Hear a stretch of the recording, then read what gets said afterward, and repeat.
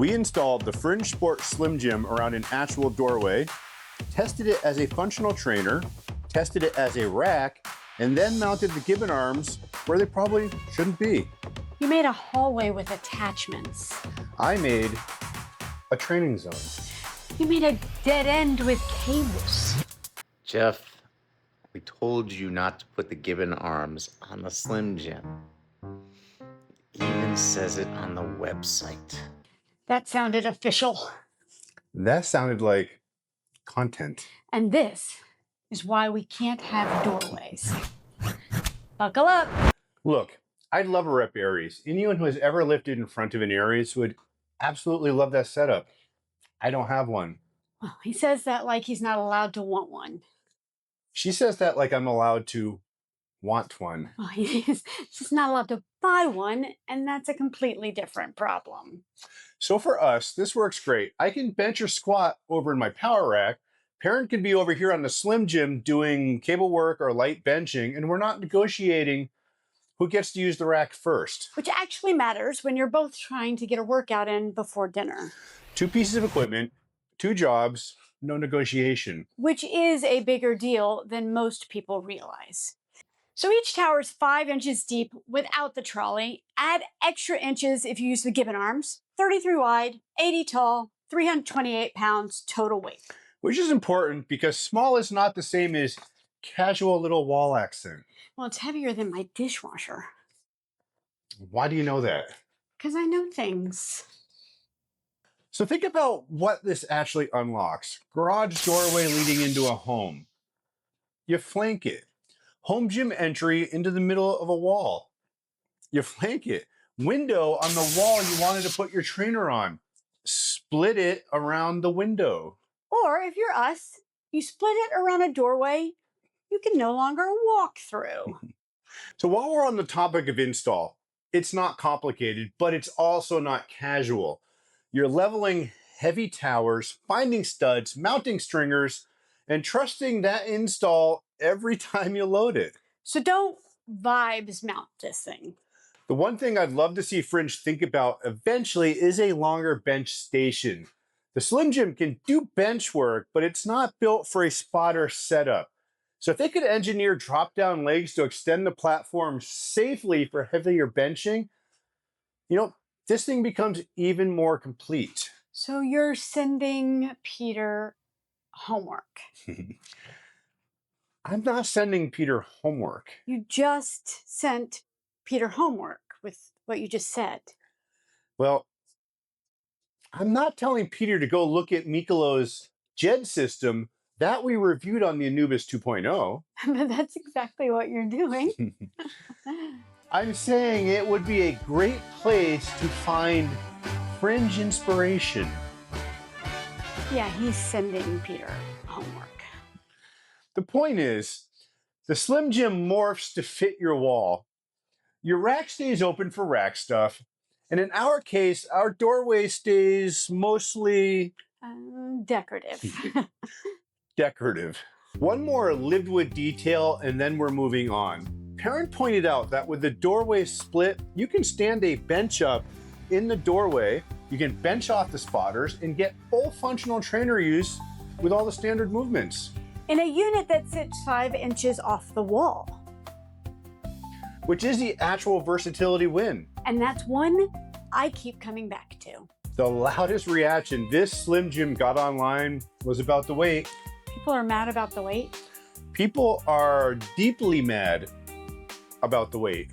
Mostly because they keep calling it an 80-pound stack. Which it's not. Which it isn't. So it's a 160-pound stack with a 2-to-1 ratio, which is roughly 80 pounds in each hand. So call it 80-pound stack on the internet and you're getting yelled at. By her. Well, yes. I will find you. So here's the actual conversion. This isn't meant to be a high-low setup with a massive stack. It's a space saver. It's a way to fit cable training into your space you wouldn't otherwise use. Which means it makes a trade-off. It makes a trade-off. 80 pounds in hand per cable is plenty for most of what people actually do on a cable machine. For some lifters, it's not enough. That's the deal. You decide if the bonuses are worth it. It's just how it is. Flies, presses, curls, press downs, rows, pull downs, lateral raises, face pulls, single arm work, rotational stuff, rehab, accessory training, all of it works. Where it stops working is the heavy stuff. Heavy rows, heavy pull downs. If you pull 200 in hand on a wide grip pull down, this machine cannot give it to you. The ceiling is your warm up. Unless you have another option for heavy pulls. So right, if you've got a lat tower on your rack or a different cable station for the heavy stuff, the Slim Jim is still doing functional trainer work for everything else you need to do. Unilateral, isolation, accessories, all the cable work that's annoying to set up on a regular rack. It just doesn't have to be your only cable machine that you have in your gym. For me, this is great because I'm not chasing a max effort lateral raise. Nobody is. There's no max effort lateral raise. Well, I think that some people think that there is though. Most people are probably wrong. I just want a smooth resistance, enough weight to make the movement matter, and I want to walk up and use it without feeling like I'm filling out a bunch of paperwork. That's the bar most home equipment fails to clear. So after living with it, here's how I think about this thing. It's a deliberate functional trainer. It's not a powerhouse, not a high-low monster. It's a little workhorse. It is. It's a little workhorse. So now, like with our Viper over on the other wall, it does some things differently from the Slim Jim. And he's not going to tell you, what. I'm not going to tell you what. That's another video. Subscribe, or you'll never know. While this may be the first Slim Jim video out in the wild, it's the only Slim Jim video in the wild. how many people do you know who have both the Slim Jim and the Viper installed on competing walls? It better be zero, or I just screwed the pooch on this entire dialogue. It is zero. So subscribe. We have the Gibbons mounted right now, so this is the Slim Jim pulley system as we've lived with it. The Gibbon weirdness gets its own conversation a little bit later. So foreshadowing, the cable feel is solid, pulleys are smooth, the trolleys adjust without me having to wrestle. Aluminum pulleys, UHMW rollers, smooth movement on the chrome posts. It feels like a real cable machine. So the cable travel is long enough for crossovers, noise is fine, nothing is rattling and nothing is grinding. So no haunted house energy. I forgot you compared cable machines to haunted houses. Yes, because some of them have earned that, feel. Last thing, there's always one criticism on compact functional trainers. It's just a fly machine. Which is wild because people say that like flies are something that's illegal. It's not just a fly machine. Functional trainers are at their best on the stuff that's annoying to set up anywhere else. The unilateral work, isolation, the angles, the accessories. The Slim Jim handles all of it. And it's not trying to be your whole gym.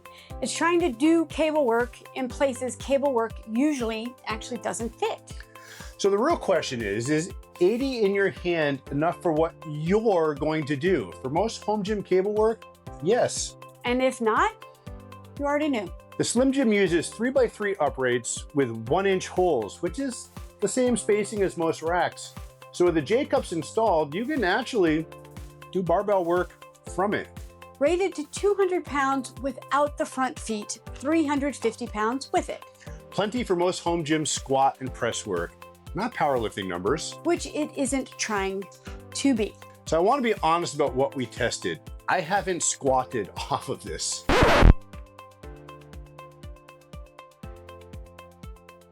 Which sounds bad until you remember why.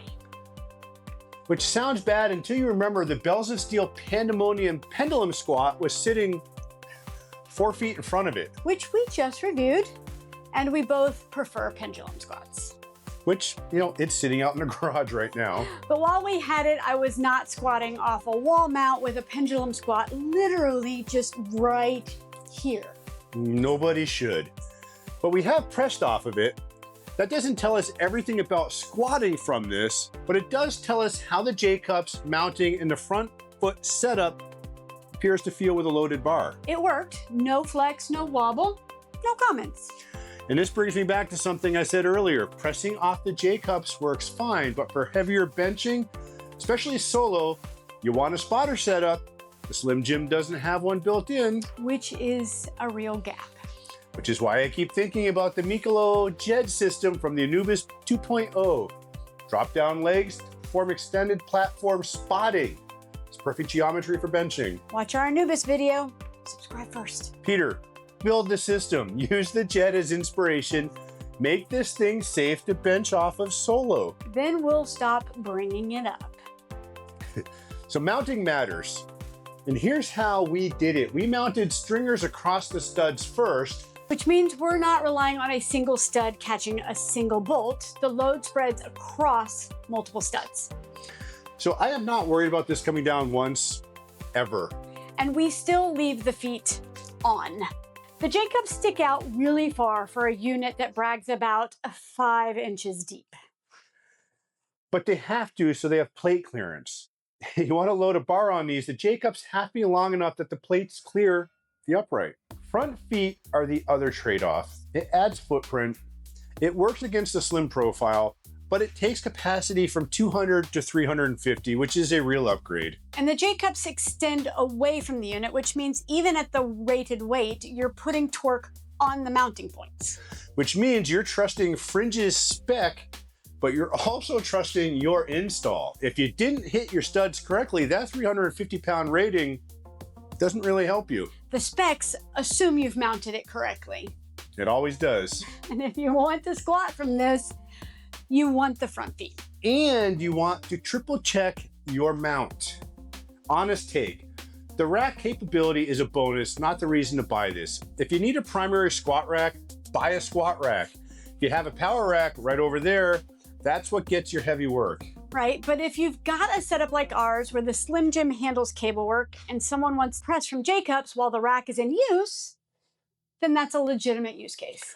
Yeah, it's not a rack replacement. It's a second station that happens to do rackish things. So wall-mounted, not magic. The pull-up bar is part of the kit, and while I think it's a worthwhile upgrade, especially with the split tower configuration, it visually connects the two towers so they still feel like one piece of equipment. Even with a doorway between them. You know, without the bar, you've got two towers on either side of a wall feature. With it, you've got a unit that wraps up and around the doorway. Well, it's architectural. It's stable, it's usable. I just want texture. The bar itself has no knurling. It's smoother than I'd want. You know, I've got grip strength problems, and I want as much help as I can get on a pull-up bar. And that's a real ask. Knurled cross grip, please. Knurled cross grip would solve it, or even a textured coating, because right now, it's just smooth. So we're sending Peter homework count number 3. I'm not. Yeah. 3. And here's a heads up, if you're considering doing what we did, ignoring Peter's warning by mounting Gibbon arms on this. The pull-up bar adds another wrinkle. You're going to have to maneuver the Gibbons around the bar, which adds a few more trade-offs to a list of trade-offs that we're going to get into in about a minute. More foreshadowing. And look, I'm not telling you not to use our affiliate links and buy a set of Gibbon arms. You should totally buy them. Buy the Gibbon arms, buy the Drew, buy the Slim Jim, buy the Fenrir, and buy the Super Dane. Buy several. Buy them all, just put them on something else. Put them on something else. Okay, the part you've probably been waiting for. Well, the part where you find out you were wrong. The part where I show you what we did, and the verdict comes later. The verdict is now. It is later. It is now, and you know it. Fringe Sport says Gibbon arms are not compatible with the Slim Jim. And? Well, I mounted Gibbon arms on the Slim Jim. And? It's a learning experience. It's a personality flaw. Heads up. We are not going to be the definitive Gibbon Arms review on this video. Gluck's Gym has the best deep dive on these out there, and if you want the full breakdown on what the Gibbons do and how they ride on a properly front-mounted system, go watch their video. It's good Adrian and Winnie know what they're doing. So what we're doing here is showing you what happens when you ignore the manufacturer and you put them on a machine that they weren't designed for. Specifically, this machine. So here's the issue. The Gibbons are designed to mount from the front of a machine. The cable feeds in, articulates out, and you get this whole adjustable arm pad. Which is what makes Gibbons useful to begin with. Right. And on the Slim Jim, the cable feeds from the side. So the only way to mount the Gibbons is sideways on the trolley, which means I lose adjustability. The Gibbons go from articulating freely to being locked at a 90 degrees side mount. And Peter did mention that. Second issue is the cable connection. So normally a Gibbon cable terminates into a swagged attachment point, which is clean and it's permanent. You micro adjust your tension by using the holes on the trolley. But this is not that, though, right? This is not that. This is a threaded cable adjuster, which is cheaper looking. You can loosen this and feed more or less cable through to dial in the tension. Which sounds like a good feature. It is and it isn't. So you have to dial in the tension manually with the cable end, which is tough on this configuration. Or you could take them off and put the regular trolleys back on. I'm not doing that on camera. Well, that's noted. So there is a third issue. There's a small cable slack you take up on the initial pull before the plate moves. This one I found out the hard way. I tried to change the pin on the stack and I had to press down really hard on the top or adjust the arms just right to take all the pressure off. So that tiny cable movement before the plate, you're taking up slack that's built into the Gibbon system itself. It's not a Slim Jim thing. It's how the Gibbons are designed. Okay, so this one goes to engineering. Yeah, it's some friendly engineering homework. Okay, so the cables are loose? It's not really loose. It's just that you don't get that perfectly dialed in instant tension feel. There's a little slack in the system before the plate moves. You know, if you're a slack feel snob, you're not gonna like this. And I am a feel snob. She is. Okay, and it shows up most when you're trying to change a pin and the top plate floats. Which is annoying. Annoying enough that I had to flag it. So, now, the Gibbons aren't useless on this. There are some real benefits. Okay, here it comes. You do get a higher pull point. It is easier to combine both stacks for combined weight. Cable path moves further away from the wall, so it opens up some angles. Fine. Single arm kneeling pull downs do feel really good on these. Thank you. That's the only one you're gonna get. I'm gonna take it. And here's the other thing. With the Gibbons mounted sideways, you can't go wide across the front of the towers. Because they are not front mounted. Right. But because we have the doorway split, our towers are already physically apart. So the lateral space the Gibbons lose by being side mounted is sort of compensated by the doorway gap itself. Well, did you hear what he just did? What did I just do? You said the Gibbons work for us specifically because of our weird install already. Yeah. Which is not a recommendation for anyone else. Also, yes. Which brings us back to, is it really worth doing? Yeah, it brings us back there, yeah. So the honest take, the Gibbons can be made to work on a Slim Jim. They've got real benefits, they've got real costs, and most of the costs come from the fact that this is a side-mounted machine they weren't designed for. Real verdict, there are benefits, there are real disadvantages. The connection isn't clean. The mounting orientation is wrong for what these are designed to do, and honestly, not every product package is perfect. And that's the real lesson here. So I'd skip it. Yeah, I'd probably just skip the Gibbons on the Slim Jim till Fringe makes an adapter. Peter, make an adapter. One thing worth saying to anyone considering the same mod, We didn't permanently modify anything. This can go back to stock. Which is honestly probably where we're going to go. So our Viper has arms on it with their own quirks. Different trade-offs, different problems. Proof that not every package is the perfect package. Subscribe for that comparison. That is going to be another video. So here's where we land on this thing. It's a wall-mounted functional trainer that does exactly what it's supposed to do. It morphs to fit your wall. It opens up dead space in your gym. And in our case, it turned a doorway we can't even use into the most interesting cable training spot in the house. It's not a Viper, it's not a 300-pound powerhouse, and it's not a primary squat rack. It's a little workhorse. And it's staying in our gym. So quick on price. A single tower starts at $13.99. The full setup we have here with 2 towers, the J-cups, the front feet, the pull-up bar runs at $25.99 as a bundle. And the Gibbon Arms we just spent 12 minutes telling you not to put on this thing are $499. So which brings the all-in to a belt price of $3,100 for what's currently sitting on our wall. Including the $499 mistake. It's an educational mistake. Worth noting, it's currently on pre-order, so the shipping starts late July 2026. So if you're sold on it, you're not going to get this thing tomorrow. The pinned comment has the breakdown.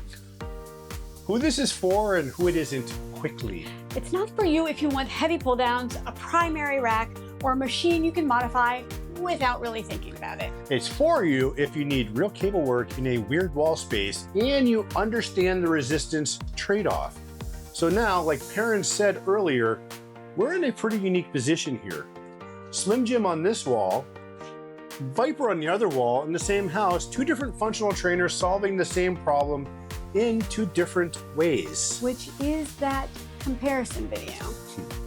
Which is the comparison video. If you want to know which one fits which kind of buyer, that's coming. Subscribe so you don't miss it. And if you're considering a Slim Jim, hopefully this gave you a lived with picture that you came here for. Doorway included. Doorway is included in it. And Peter. Make the adapter, please.